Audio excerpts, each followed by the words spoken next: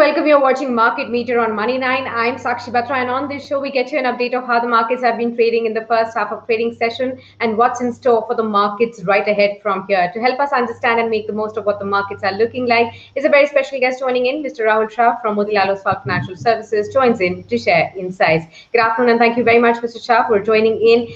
So markets, especially Nifty, at a fresh record high today. What are you looking at in terms of markets? Is there more steam left now? Good afternoon. I think there's a lot of steam still left on it. I think the moment we discussed in a couple of our other earlier sessions also that I think when we start seeing the corona cases falling, we will see the upside again building it up into it. So that's what we are getting a reflection of it right now. So moment we've seen from the peak, now we are half from the peak, say around 190, 180K, 1,80,000 cases on a daily basis, and the recovery rate has been quite high. And interestingly, I think the vaccination drive is also been quite good. So my sense is, I think that's what the market is taking the things from the overall perspective, and the Nifty inching an overall 52-week high. And interestingly, one thing more to know about it, I think global markets again are at almost at 52-week highs. So I think we had to patch up with the in terms of last 2 months, we were underperforming them. So I think that's what we've been doing it in last few sessions. Absolutely. I also have to take your views on some of the discussions that we've been having with the other guests also on our platform. A few days back, we had a discussion with BSE chief Ashish Chauhan, who said that he expects the BSE market cap to now rise to almost $5 trillion, and that's by say next 4 to 5 years. I wanted to take your views. What's your take on this, and how much higher do you expect the market cap also getting? Growing from here on? I think interestingly, one thing to understand is I think more digitalization, more reach for these markets have been in last 2 years. If you look at it, so my sense is I think more and more reach means more and more customer base and more people getting educated to and come out with an IPO or to encash their some kind of fundraising deals or so on and on. So my view is I think. You will see if you see the number of stocks getting listed in last 5 years vis-a-vis earlier 5 years has been it's on the high. So my sense is I think this will continue to go higher and higher, and market cap is a game of the perception in terms of how the return how the company performs or the how the company gives the guidance for the next few years. So Yeah. I think that's all about it. Okay. Also, help us understand which are the sectors that you're looking at. Now that you say that there is steam left, we are looking at comments coming in that the market cap is likely to grow further from here on and reach a much higher high as well. So, what are the sectors that one should definitely keep on their minds to be participating in a rally further ahead from here? So one sector is very clear, visible, and we discussed a couple of times. It was financials. So I Yep. think financials will continue to do well going forward as well. So I think the corporate banks and the wholesale lenders, they will continue to do well. So interestingly, if you look at this quarterly performance of the wholesale banks, the slippages were lesser, asset qualities have improved. So I think going forward from here, it's only the good side about it. And secondly, important, we have to look at it that way the IBC has started functioning. The resolution of all the cases of NCLT cases also has been plus point for all these wholesale bankers. So I think that clear winner are, I think SBI, Axis, and ICICI will continue to do well in financial space. Absolutely. Also, your view on Reliance Industries. This stock is on a fire. It is powering the rally even today. Last few sessions, again, we have seen very, very strong up move from Reliance Industries. Help us understand what are the triggers, fueling this rally in Reliance. What are the kind of targets that you see from here on for this counter, and what should investors really do? I think two triggers for Reliance. One is obviously the main trigger for is the telecom play. I think Jio's numbers were quite good this quarter, and myself is also very bullish on the overall telecom play for the next couple of years. I think there are only three large players which are left into the in this space. I think one is obviously Reliance, and then we have Bharti, and then we have Idea Vodafone. So my sense is I think very well poised is in terms of balance sheet is only two players, Reliance and Bharti as of now. So my sense is I think Reliance obviously the numbers one first perspective. Second that the geo markets what they have there for online groceries and all. So which we think that this overall numbers for this the markets for this going to get at least 30% compounding in that perspective. So, and obviously the core business has been doing quite well, and we've seen the GRMs have been inching up higher and higher in last few weeks. So this put together, I think Reliance has was an underperformer in the vis-a-vis Nifty, with it being the heavyweights. So I think that is just been getting catching up of that. So that could be another 10% move in Reliance as well from in a few weeks from now. Okay, understood that as well. Now, one more counter which I you need your views on is the PNB Housing Finance counter. The stock is locked at upper circuit of 20%. What has triggered it is the news flow around Carlyle really buying out the company. Really, now this is some news flow that most of the news organizations just missed catching it, but then everybody's been taken up by surprise with this kind of a strong move here. And also the other counters in this space are slowly getting into momentum again. With the borrowed feathers from PNB Housing Finance. Help us understand, what is your take in this whole space and on PNB Housing Finance? I think if you look at interestingly, I think the housing finance as a space, I've been quite bullish in terms of financials. So I think, but looking at in that space, I think I would prefer Canfin Homes or Piramal Enterprise if I have to buy in a housing finance space. The only primary reason is being the asset quality being much better in vis-a-vis the PNB housing. So my sense is I think this deal trigger could inch up the stock in a near term. But I think if you have to look at for an investment perspective, then my bet would be on the Canfin Homes and Piramal Enterprise. Okay, understood that. Now let's come to your stock recommendations. Would you have any counter from the metal space again to recommend to investors, especially because we are again hearing this note from Morgan Stanley talking about further highs in the prices coming in. That's again fueling the rally again today in metals. That's up about 1.5% in trade the index. Any particular counters here that you're looking at that may have further shine to be taken out?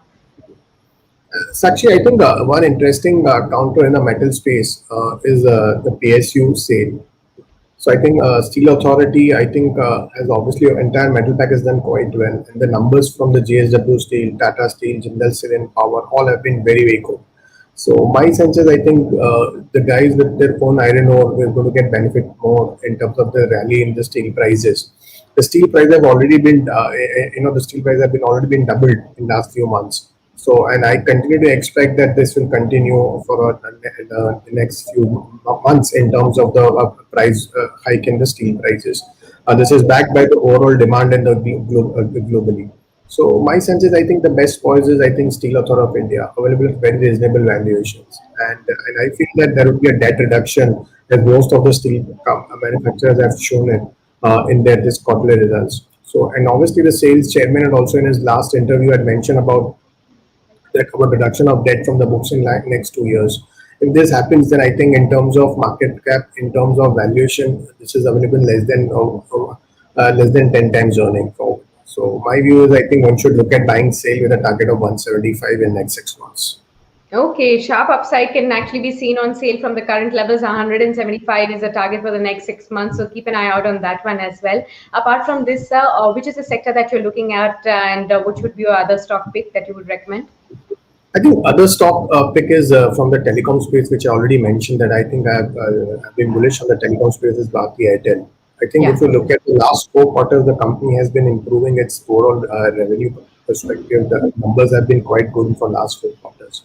So the most important thing is their market share has been increasing, subscriber base is increasing, and importantly, their ARPU has also been increasing in last 2 quarters. So my sense is I think the stock has underperformed. The valuation looks quite comfortable, and then as I mentioned, it's kind of three players which are there in the industry. So I think the risk to reward makes it very comfortable for investing in Bharti at this level. So I would buy Bharti with a target of 750.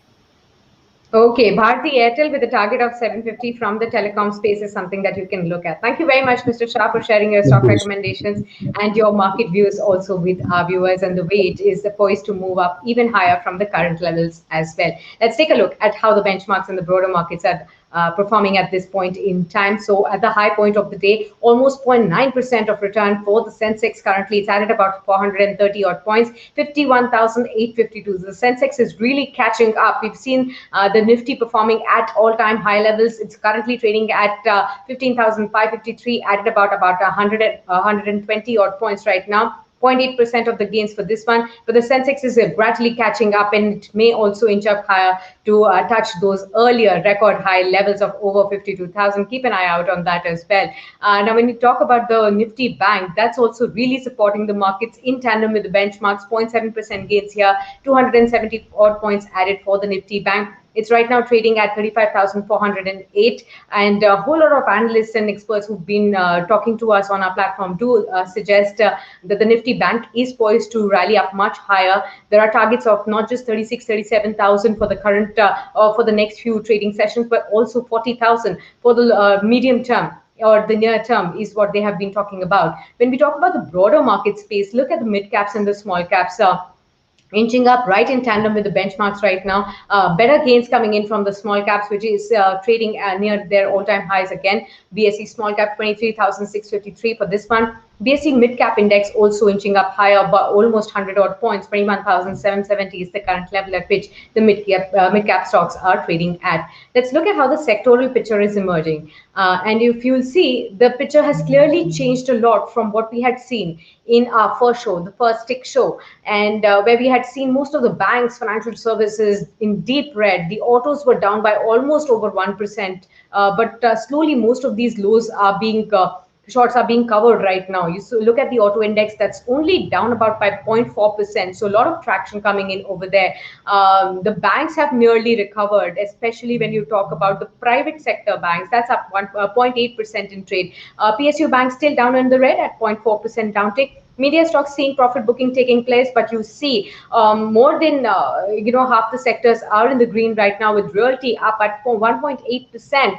metals up by 1.14% as well. The pharma index 0.5% higher, FMCG moving up higher, with stocks like ITC really moving up, 1% uptick for this one. IT stocks still contributing just a tad bit right now, along with the pharma index 0.5% in gains right now. Moving at the Nifty 50 gainers, let's see how the picture is emerging there as well. Reliance Industries clearly the top gainer for the Nifty, 3.8%. So this is the counter that's really powering the rally in markets today, and Nifty to its all-time high levels. ICICI Bank up by 2.2%. So sharp gains coming in there as well. ITC right ahead of its earnings, that's up by 2%. Bharti Airtel also 1.7% higher, one of the gainers in today's trading session, and Mr. Shah also has this as his top bet, and he does believe that there could be sharp upside returns that you can expect over the next 6 to 12 months. So keep an eye out on this one as well. From the metal space, JSW Steel is shining high, 1.5% of uptick for this counter as well. Let's take a look at the losers. So which are the laggards that are dragging the indices or not supporting the rally in today's trading session? Some of the auto majors there, M&M, Bajaj Auto down by, in fact, M&M is now down by 4.5%. This counter is really losing a lot right now. Tata Motors down by 0.5%, Bajaj Auto down by 0.6% as well. From the infrastructure space, it's the major L&T down by 0.5%, and Adani Ports not really contributing in today's trading session. But we've seen the picture really change a lot in the first half of trading session. We'll just have to wait to see how the next 2 hours really pan out for the markets to be able to see whether we actually see yet another day of record closing highs for both the indices, Nifty and the Sensex. We'll keep you posted on that. Stay tuned with us on Money9.com.